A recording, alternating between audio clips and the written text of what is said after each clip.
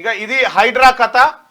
కవిత గురించి మాట్లాడుకుందాం. తిహార్ జైలు నుంచి కవిత రిలీజ్. లిక్కర్ స్కామ్ లో బెయిల్ మంజూరు చేసిన సుప్రీంకోర్టు. 10 లక్షల చొప్పున పూచీకత్తు, పాస్పోర్ట్ సమర్పించాలని ఆదేశం. విచారణ పూర్తయినందున జైల్లో ఉండాల్సిన అవసరం లేదన్న కోర్టు. 153 రోజుల తర్వాత జైలు నుంచి రిలీజ్. నేను మొండిదాన్ని, జగమొండిని చేశారు. నిజంగా వాస్తవానికి జైలుకు పోయి వచ్చినోడు ఏముండదన్న, అంతే. నిజంగా ఎవరికి భయం ఏడికైనా జైలుకు పంపిస్తారేమో, జైల్లో పెడతారేమో భయం.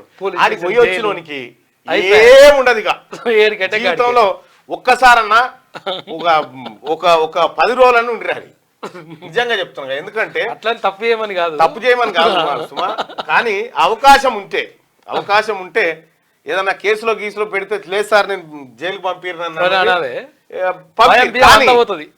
అయితే ఇక్కడ విషయం ఏంటంటే జైలుకు పోయి వచ్చిన వాళ్ళు నిజంగా కవిత గారు చెప్పింది కరెక్ట్.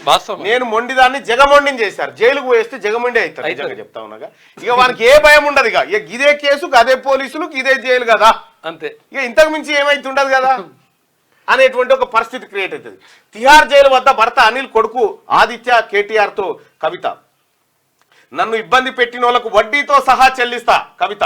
జైలు బయట కుటుంబ సభ్యులను చూసి కంటతడి పెట్టుకుంది కవిత. నిజంగా ఒక తల్లికి 5 నెలల కాలం పాటు దూరం చేసింది భారతీయ జనతా పార్టీ. సరే, దూరం చేసింది వాళ్ళే, దగ్గర చేసింది మళ్ళీ వాళ్ళే, మేము కాదంటలేం. కాకపోతే ఏంటంటే కవితను అంతకాలం పాటు జైల్లో పెట్టి మరి సాధించింది ఏంది అని అంటారా?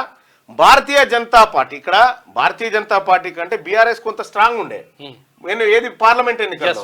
కానీ భారతీయ జనతా పార్టీ గెలుపు కోసం బీఆర్ఎస్ తనకు తాను సూసైడ్ చేసుకుంది. కారణం ఇక్కడ అంతే. అక్క ఈమె రిలీజ్ కావడం కోసం కేసీఆర్ ఎప్పుడో గురుదక్షిణ కార్యక్రమాలు చేసేసిండు. అందరికీ శరార్థులు. పెన్నుతో మీకు మంచి సోపతుందా? తెలంగాణ యాసలో ముచ్చట్లు రాయడం మీకు తెలుసా? మీలాంటోళ్ళని ఎత్తుకుతుంది మా క్యూ న్యూస్. మరి ఆలస్యం చేయకుండా మాకు ఫోన్ చేయండి. 8688892608. లైక్ చేయండి.